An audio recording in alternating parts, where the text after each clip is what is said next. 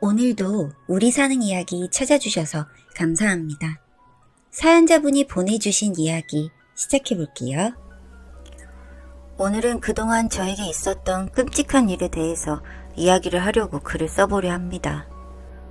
저와 신랑은 결혼한 지 15년이 되었고 딸아이가 예체능 쪽으로 재능이 있어서 유학을 알아보다가 이런 일이 생기고야 말았습니다. 시댁과 저희 부부는 크게 친밀한 관계는 아니었습니다. 시아버님이 돌아가시고 몇 년 지나지 않아 시어머니에게 남자친구가 생겼는데 그때 이후로 신랑은 시어머니가 싫어졌다고 저에게 말을 한 적이 있습니다. 하지만 저는 가정폭력 속에서 신랑을 키워내고 10년이나 계속되는 병간호 속에서도 가정을 지켜내신 시어머님이 믿기보다는 같은 여자로서 대단하기도 하고 치근하다는 생각을 많이 했던 것 같아요. 그러다 신랑은 사업을 하고 있었는데 최근 이런저런 일들이 겹치게 되면서 경제적으로 어렵게 되었고 그 일로 힘이 들어서 몇 달을 술로 밤을 지새우다시피 지냈습니다. 옆에서 보는 저도 마음이 아팠죠. 그러던 어느 날 집에 들어와서는 시어머님을 모시고 싶다고 했습니다. 우리 어머니 모실까?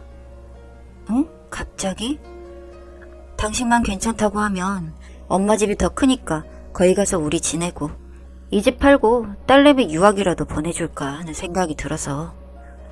나는 괜찮은데 당신 이제는 어머니 괜찮아? 그냥 나 혼자 그동안 어린애짓 한 것 같아서 이제라도 효도하려고. 그렇게 저희는 어머님을 모신다는 핑계 아닌 핑계로 어머님 집에서 함께 살게 되었고 저희가 살고 있던 집은 전세로 주고 그 돈으로 딸아이의 유학을 계획하고 있었습니다. 반년 정도 어머님을 모시고 지냈는데 유독 신랑은 어머님의 남자친구분께 경계가 심했고 재혼을 목적도 아닌 함께 나이 들어가는 좋은 벗에게 그렇게까지 하는 신랑이 이해가 되진 않았지만 아빠의 빈자리라고 생각해서 크게 관여하진 않았습니다. 그렇게 몇 달이 더 지나고 나서는 신랑의 간섭으로 인해 결국 어머님은 남자친구분과 헤어지게 되셨어요. 이렇게까지 해야 하나 하는 생각이 들었지만 저로선 다른 방법이 없었습니다. 남편은 제 이야기를 들어주지 않았으니까요. 그렇게 남자친구분과 헤어지신 어머님은 한동안 많이 힘들어하시고 하루 종일 하시는 일이라곤 가벼운 동네 산책과 집에서 TV를 보는 것뿐이었습니다. 동네에 나가서 친구분들과 식사라도 하시라고 용돈이라도 지어서 다녀오시라고 해도 30분도 되지 않아 시무룩하게 집으로 돌아오는 날이 많았습니다. 그렇게 무기력해져가는 어머님을 보는 게 힘들어서 신랑한테 어머니 모시고 나가서 드라이브도 하고 외식이라도 하자고 말을 했는데 신랑은 꽂아놓은 보릿자루 마냥 관심도 없고요. 이쯤 되니 도대체 왜 같이 살자고 한 건지 이해가 안 되더군요. 당신 나랑 얘기 좀 해. 무슨 얘기? 그보다 당신 혹시 돈 좀 있어? 갑자기 무슨 돈? 회사에 무슨 일 있어? 아니 그건 아니고 친구가 대박 아이디어 있다고 해서 이번에 회사 정리하고 그 사업할까 해서. 안전한 거야? 당연하지. 내 친구 진수 알지? 걔가 하는 일인데 못 될 리가 있나.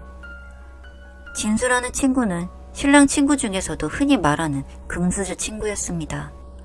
차도 집도 옷도 그냥 다 삐까뻔쩍한 그런 친구고 배움이 없어도 카페를 크게 차려서 운영 중인데 사실상 적절하고 해도 별로 타격이 없는 그런 사람이었거든요.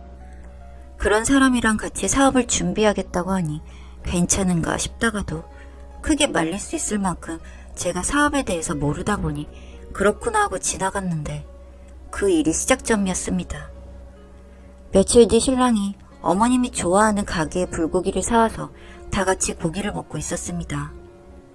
저와 신랑은 오랜만에 고기에 맥주를 먹고 있었고 시어머님은 약간 당뇨가 있으셔서 음료를 안 드시고 항상 물을 드시는데 그날도 식사 후에 물을 드시려고 하더라고요. 저는 고기를 먹는 중이라 시어머님이 직접 냉장고에서 물을 꺼내서 드셨어요. 그런데 갑자기 물병이 떨어지는 소리가 들리면서 털썩하는 소리가 들리는 겁니다. 보니까 어머님이 그 물을 드시다가 물병을 떨어뜨리면서 주저앉으신 것 같았어요. 영문을 모르겠어서 저는 왜 이러시는지 싶다가도 악소리도 못 내시고 침만 흘리며 눈을 까디집고 울부짖는 어머님을 보니 이거 큰일이 났구나 싶었습니다. 그래서 바로 어머님을 일으켜 세우고 1층으로 내려가면서 119에 신고를 했습니다. 그렇게 급하게 병원으로 이송된 어머님은 여러 검사를 받게 되었고 중환자실에서 회복을 기다리던 중 이틀 만에 결국 돌아가셨습니다. 상황이 이렇게 급하게 돌아가고 정말 평범하던 일상이었는데 상상도 못한 일이 일어나자 저도 참 힘들었습니다. 아니죠. 힘들다기보다 그 모든 상황이 어리둥절하고 이성적인 판단이 힘들어지는 겁니다. 그런데 좀 시간이 흐르자 제정신이 들었고 문득 냉장고에 그런 위험한 게 왜 들어있었는지 의구심이 들기 시작했습니다. 예전에 시골의 어르신들이 땡약을 물 같은 걸로 착각해서 마시고 죽는 일이 종종 있다고 했는데 저희 집은 도시에 있고 밭이라고 할 만한 거라곤 베란다에서 작게 상추랑 방울토마토를 키우는 것 말고는 없는데 페트병에 담을 만큼 많은 양의 땡약과 같은 독극물이 저희 집 냉장고에서 나온 게 너무 이상했습니다. 그리고 장례를 마친 후 경찰들이 집으로 찾아왔는데 신랑과 저에게 정황을 물어보겠다고 하여 조사에 응했는데 저와 신랑에게 다른 부분이 있었어요. 저는 냉장고에 그 액체가 어디서 온 건지 몰라서 언제부터 집에 있었던 건지 모른다고 말을 했는데 신랑은 어머님께서 직접 사오신 거라고 대답을 했다는 점이었습니다. 저희 시어머님 댁에 원래 정수기가 없어서 저희가 물을 배달시켜서 먹기 때문에 베란다에 물을 쌓아두고 한두 개씩 냉장고에 넣어두고 먹는데 같은 페트병에 물이 2개가 냉장고에 들어있었고 그 중에 하나를 어머니께서 집어서 먹었는데 그게 독극물이었던 거죠. 병원에서 추정하기를 땡약과 같은 성분으로 확인이 되는데 시중에 땡약 업체가 수십 개가 넘게 있어서 일일이 대조가 어렵다고 했고 어쩔 수 없이 당시에는 사고로 정리가 되어가는 것 같았습니다. 그렇게 경찰은 간단한 조사를 마치고 돌아갔고 신랑의 한숨소리가 들렸습니다. 당신 고생 많았어. 고생은 무슨, 그보다 어머님이 이렇게 돌아가신 게 말이 안 돼. 잊어, 사고야. 어머님 맨날 집에서만 생활하셨는데 땡약이 왜 필요해서 사신 건지. 이제 그만 생각하고 가서 좀 쉬어. 보험금 나오면 다른 동네 가서 카페라도 하나 하면서 지내자. 엄마 생각이 나서 이 집에서 더는 못 지낼 것 같아. 보험금? 아, 엄마 이름으로 보험이 몇 개 있는 걸로 알아. 자식이 나뿐이니 내가 받겠지. 이상하죠? 그게 일반적으로 할 수 있는 대화일 수도 있는데 저는 그 순간 소름이 확 올라왔고 음흉 가득했던 모든 것이 다 풀리는 그런 기분이었습니다. 설마 그럴 리 없겠지 하면서도 너무 딱딱 맞아 떨어지는 것이 너무 무섭고 두려웠습니다. 그러면서 차분히 그날의 일을 다시 곱씹어보게 되더군요. 그날을 떠올려보니 평소 어머님과 밥 한 끼 하지 않던 신랑이 어쩔 일로 어머님과 제가 산책을 하고 돌아오기 전에 집에 와 있었고 식사 준비를 하고 있었습니다. 그리고 평소라면 냉장고 옆에서 제가 밥을 먹고 어머니께 물을 드리는데 그날은 신랑이 냉장고 옆쪽에 앉아 있어서 제가 그 맞은편에 앉았거든요.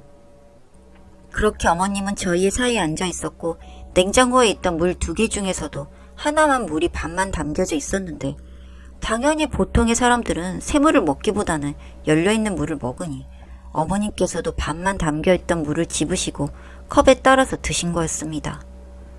그리고 제가 소리를 지르며 119에 신고를 할 때 신랑은 어머님을 흔들기만 할 뿐 어떠한 조치도 하지 않았다는 게 갑자기 생각이 났고 어쩐지 무서워져서 그날 잠을 이룰 수가 없었습니다.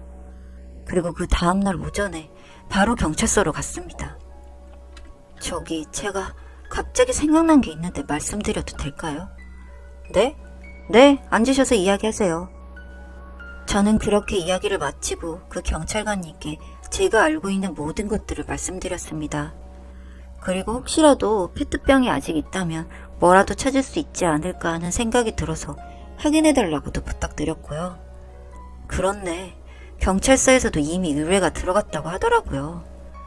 그렇게 며칠 뒤에 페트병에서 신랑의 것으로 보이는 지문도 있었고 결정적인 건 그 페트병을 무언가로 둘둘 감아서 집으로 올라가는 장면이 있는 CCTV 영상이었습니다.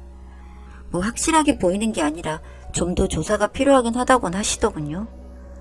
여기에 경찰이 말하는 게 어머니 앞으로 보험이 5억 원 정도가 들어가 있는데 2개는 예전에 넣은 것으로 보이고 아버님이 돌아가신 이후에 2개가 더 가입이 되어 있다고 하더군요. 제 느낌에 잘은 몰라도 이후 보험 가입은 신랑의 제안으로 하지 않았을까 하는 생각이 들었습니다. 경찰도 보험금을 목적으로 했을 것에 대한 것도 염두에 두고 있었다고 하면서 계속해서 조사 중이라고 하셨습니다. 신랑은 제가 이야기한 것을 모르고 있어서 저에게 기다려달라고 조사를 잘 받고 나오겠다고 이야기를 했지만 저는 이번 일을 계기로 이혼을 준비하고 있습니다. 범죄를 저지른 것이 밝혀지면 이혼도 더 수월하게 된다고 해서 어서 결과가 나오기만을 기다렸습니다.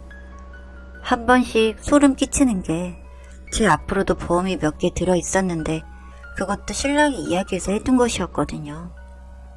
시어머니에게 행했던 일을 저한테 안 한다는 보장이 없으니 미쳐버릴 것 같았지만 내색 안 하느라 정말 힘들었던 시간이었습니다. 그리고 결국 신랑은 감옥에 가게 되었고 저는 이혼을 하게 되었습니다. 수갑이 채워지던 그날 남편이 저에게 그러더군요. 너랑 잘 살아보려고 벌인 짓인데 감히 네가 내 뒤통수를 쳐? 내가 너 가만히 안 둔다.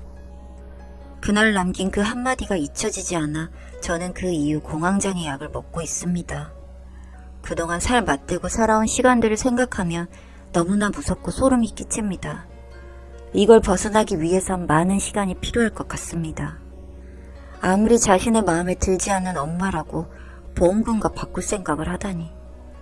이 세상에서 그래도 절대 변하지 않고 믿을 사람은 부모 자식 간의 관계라고 생각했는데 그게 무너져 버리고 나니 세상이 참 별게 아닌 것 같고 두렵기만 합니다. 감옥에서가 끝이 아닌 천벌이 내려지길 바랍니다. 자신이 죽게 만든 엄마와 그로 인해 모든 걸 잃어버린 듯한 저에 대한 복수까지 말이죠.